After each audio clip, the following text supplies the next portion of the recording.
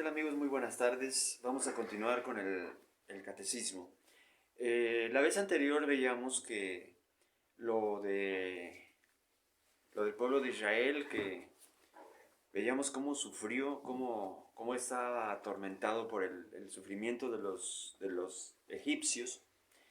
Y hoy en día, estos demonios, estos pecados que son los que nos esclavizan, nos destruyen. Estos pecados están acabando con la humanidad. ¿Cuánta gente se encuentra sumergida en el alcoholismo, en la drogadicción, en el sinsentido a su vida? ¿Cuánta gente se encuentra, gente que pues ya son casados y tienen doble vida? Tienen una mujer por acá, otra por allá, y tienen hijos regados. Y eso es consecuencia de los pecados. Estos pecados que son los que nos esclavizan. Miren, y no les estamos juzgando. Sabemos que cuando uno falta al primer mandamiento, entonces esa es la raíz. Cuando tú entregas tu corazón a una criatura y no a Dios, entonces es cuando lo perdemos todo. Porque la criatura de esa persona no nos viene en la vida. Ya lo veíamos en la vez anterior, la vez pasada.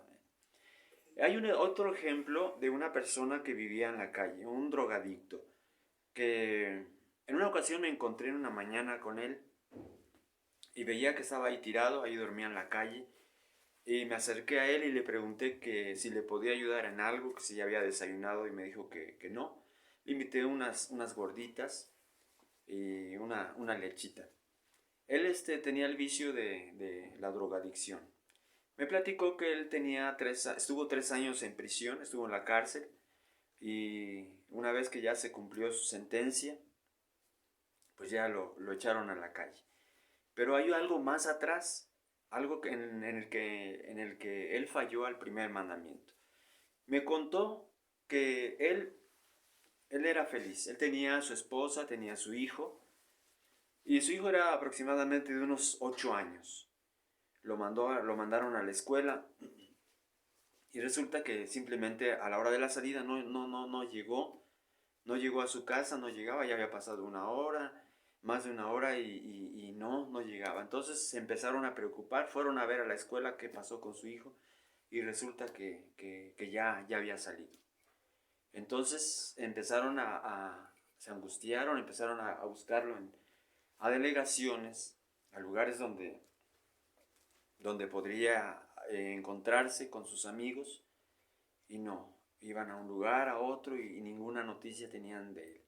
El caso es que fueron transcurriendo las horas, los días, y él no podía dormir.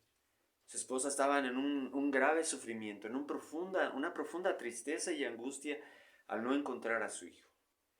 Entonces lo que hicieron es, pues ya cansado, no podía dormir, no tenía ni siquiera ganas de comer. Estaban sufriendo esta pérdida de este hijo. Pasaron las semanas y unos amigos se acercaron a él. Se llamaba Adolfo. Y él dijo, ya vente Adolfo, mira, vamos a echarnos unas cervezas, unos tragos y vas a ver cómo te vas a sentir mucho mejor. Y efectivamente así fue. Él hizo caso a sus amigos, empezaron a tomar cervezas y decía que era su único refugio porque era como él se sentía como que era un alivio, era un consuelo a su sufrimiento. Y resulta que él empezó, cuando se le pasaba ya, pues sí, los efectos del alcoholismo, pues ya empezaba pues, otra vez a su realidad, como quien dice. Y entonces era sufrimiento. Entonces empezaba a sufrir y empezaba a tomar y a tomar y a tomar. Total que así se fueron las semanas, se fueron los meses, y el caso es cuando se dio cuenta ya era un alcoholismo. Ya no trabajaba, debido a que ya no trabajaba, pues ya empezó a tener problemas con su esposa. No encontraron a su hijo, desafortunadamente.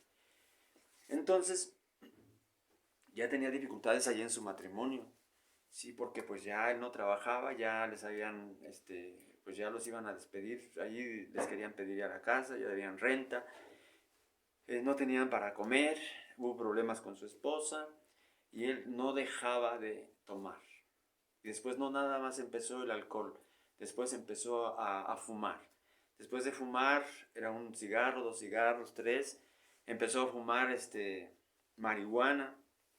Después, así es el pecado, así trabaja el pecado este pecado se puede considerar un pecado, el pecado de la gula.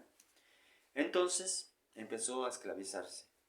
Pasaron los meses, él perdió su esposa, perdió su libertad porque fue a dar a la cárcel, él tenía que robar para tener su vicio. Y así es, esas son es el pago de esas son las consecuencias cuando tú endiosas a las personas. Entonces ya lo veíamos la vez pasada que se les debe grabar bien en la mente y en el corazón. Los hijos son prestados. En el noviazgo, el novio, la novia son prestados. El esposo, la esposa son prestados. Esos le pertenecen a Dios. ¿Qué tiempo Dios nos los prestará? Nuestros padres, 1 año, 2 años, 20 años, 50, solamente lo sabe. Hay gente que, allá este Adolfo, si hubiera estado consciente que su hijo era prestado, entonces se lo hubiera entregado a Dios. Él hubiera entrado en el reposo, en el descanso. Le hubiera dicho a Dios: Señor, aquí está este hijo que tú me diste. Yo ya no puedo más, ya más allá de mis fuerzas, yo ya no puedo. Entonces, ese es el cristiano, el que está consciente de que en esta vida no nos pertenece lo que tenemos, el coche, los bienes que tenemos, los hijos. Si podemos tener muchas propiedades y sabemos que todo es prestado, que solamente vamos de paso. Bueno, este es un ejemplo de uno de los pecados. ¿En qué falló entonces? En el primer mandamiento. Endiosó a su hijo y como no era Dios, entonces pues sí, es natural, sí se sufre, pero hay una diferencia. Cuando tú te alimentas con el cuerpo de Cristo, entonces Él viene a tu vida, está dentro de ti. Y entonces Él te da esa sabiduría de ver que la vida no te viene de lo que tienes, de los afectos. Bueno, eso es ya. Vamos a continuar con el segundo mandamiento. ¿Qué nos dice el segundo mandamiento de la ley de Dios? No jurarás el nombre de Dios en vano. Dice la Sagrada Escritura, se dice sí cuando es sí y no cuando es no. Lo demás viene del maligno. ¿Sí? No es correcto decir, por Dios que yo no fui.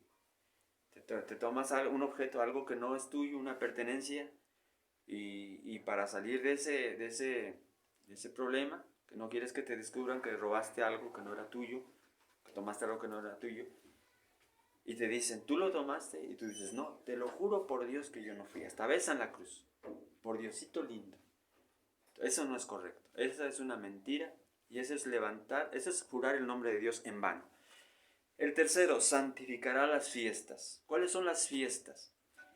El 1 de enero es un día para dar gracias a Dios, ¿sí? Para consagrar a Dios todo el resto del año, toda tu vida, y darle gracias el fin de año. ¿Qué otro día es otro día, otra fiesta de guardar? El día 24 de diciembre, 25 de diciembre, es el nacimiento del niño Jesús. Ya desde el 24 de diciembre vamos a misa de gallo o vamos a misa de Nochebuena. Ahí para celebrar la gran fiesta que viene Dios, que Dios manda a su Hijo, se hace hombre y viene nuestro Salvador, viene a salvarnos, a rescatarnos de todos nuestros pecados. Entonces, hacemos una pausa también.